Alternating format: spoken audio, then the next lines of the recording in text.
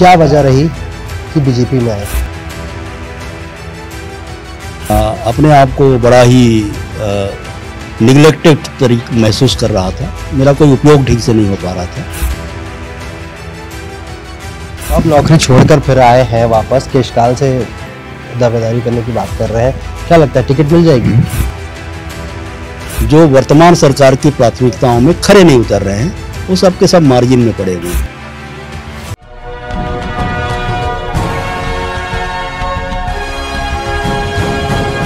छत्तीसगढ़ में चुनाव को अब कुछ ही महीने बचे हैं। उससे पहले एक बार फिर इधर से उधर पार्टी में जाने का सिलसिला शुरू हो चुका है।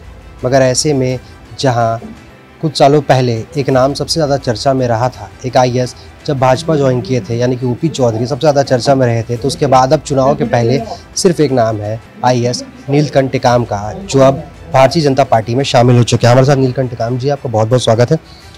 क्या वजह रही कि बीजेपी में आए? देखिए, एक तो ठोस वजह तो यही है कि भारतीय जनता पार्टी जो है विश्व में सबसे बड़ी नैतिकता वाली पार्टी है। भारत देश का जो गौरव है वो भारतीय जनता पार्टी के कारण ही आज पूरे विश्व में अपना स्थान बना पाया है। दूसरा यह है कि मैं प्रशासनिक सेवा में इस सरकार के कार्यकाल में अपने आप को बड़ा ही निगलेक्टेड तरीके महसूस कर रहा था। मेरा कोई उपयोग ठीक से नहीं हो पा रहा था। मेरे अंदर छत्तीसगढ़ को लेकर के, बस्तर को लेकर के जो विचार हैं और मेरी जो सहभागिता हो सकती है उसको समझने का प्रयास नहीं किया जा रहा था।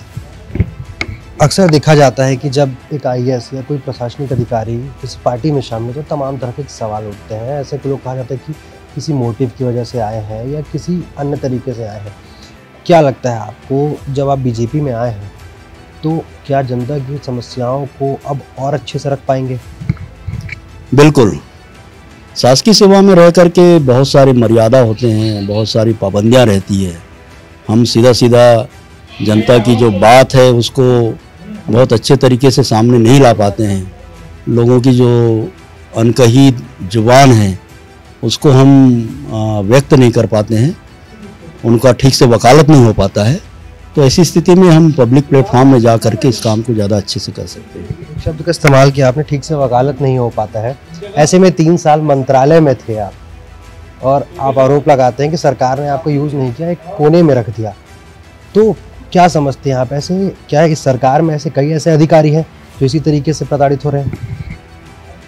मुझे लगता है कि बहुत सारे अधिकारी हैं जिनके टैलेंट का सही उपयोग नहीं हो पा रहा है। एक पैरामीटर होता है, जैसे आपने बताया था पहले 52 पैरामीटर्स होते हैं, अलग अलग चीज़ें होती हैं, इसमें चीज़ों को नापा जाता है। ऐसे में आप कई बार अपने आप को साबित कर चुके हैं। जिस जगह से आप आते हैं वहाँ से आपका आना और वहाँ के लोगों के लिए सरकार कह रही है कि हम काम कर रहे हैं सबसे ज़्यादा, मगर इस तरीके से वहीं के एक आईएएस को दरकिनार कर देना किस तरीके से समझते हैं आप? क्या सरकार अलग तरीके से काम करना चाहती है? इस समय जो सरकार है वो उसकी अपनी एक प्राथमिकताएं हैं और उस प्राथमिकता में जो लोग चल पा रहे हैं वही काम कर रहे हैं और जो लोग उनकी प्राथमिकताओं में काम नहीं कर पा रहे हैं वो लोग नहीं चल पा रहे हैं। तो साफ है कि मेरे जैसे कई ऐसे अधिकारी हैं जो वर्तमान सरकार की प्राथमिकताओं में खरे नहीं उतर रहे हैं, वो सब के सब मार्जिन में पड़े हुए हैं। प्राथमिकता से याद आया कि ईडी और आईटी को हम जैसों से बेहतर आप समझते होंगे। प्रदेश में ईडी और आईटी का छापा लगातार चल रहा है। अब आप भारतीय जनता पार्टी में आ चुके हैं। लगातार भारतीय जनता पार्टी ईडी और आईटी को लेकर के जो छापेमारी चल रही है उस पर सरकार पर सवालिया निशान खड़े कर रही है। ऐसे में आपको क्या लगता है, क्या आईटी छापे जिस तरीके से पड़ रहे हैं उनका कांग्रेस का कहना है कि वो भाजपा से प्रेरित है? क्या कहेंगे आप इसको? देखिए, कोई भी जांच एजेंसी जो है वो तथ्य विहीन कोई कार्रवाई नहीं करते हैं। बहुत सारे इनपुट्स होते हैं उनके पास, बहुत सारे दस्तावेज होते हैं, जानकारियां होती है और बहुत सारे शिकायतें उनके पास रहती है। उनको परीक्षण करने के बाद उसके बारे में पुख्ता सबूत एकत्रित करने के बाद ही मैं समझता हूँ जांच की कार्रवाई होती है।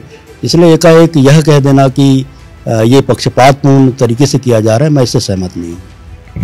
2003 में भी आपने दावेदारी की थी कि चुनाव लड़ना चाहते हैं। उस समय क्या हुआ था ऐसा कि वापस ले लिया था आपने नाम? मैंने अपना इस्तीफा सौंपा था। उस समय वहाँ पर दिग्विजय सिंह जी मुख्यमंत्री हुआ करते थे। उन्होंने मेरा इस्तीफा मंजूर नहीं किया और मुझे इस कारण नॉमिनेशन मेरा रिजेक्ट हो गया, तो फिर से नौकरी में आना पड़ गया था। अब नौकरी छोड़कर फिर आए हैं वापस, केशकाल से दावेदारी करने की बात कर रहे हैं। क्या लगता है टिकट मिल जाएगी? ऐसा लगता तो है। मिलती है तो क्षेत्र में किस तरीके के मुद्दे हैं जिन पर आप सबसे ज़्यादा फोकस करेंगे? मुद्दे सब एक जैसे ही हैं। बस्तर के मामले में देखा जाए तो वहाँ पर जल जंगल और ज़मीन की लड़ाई कई सालों से वहाँ के आदिवासी करते आ रहे हैं। चाहे भूमकाल आंदोलन की बात करें, चाहे ज्ञान सिंह ने जो स्वर्गीय ज्ञान सिंह के आंदोलन की बात करें, या महाराजा प्रवीण चंद भंजदेव ने जो उस दौरान अपनी लड़ाइयाँ लड़ी थी। आज़ाद भारत देश में आपने बिरले ही देखा होगा कि 1966 में बिना कोई कारण बताए उनके बंगले में, उनके घर में जाकर के उनको मार दिया गया। और आज तक जनता को मालूम नहीं हुआ कि महाराजा प्रवीण चंद भंजदेव को एक आज़ाद भारत देश में क्यों मारा गया। जनता पूछना चाहती है, जानना चाहती है, लेकिन दुर्भाग्य है कि बताया नहीं जाता है।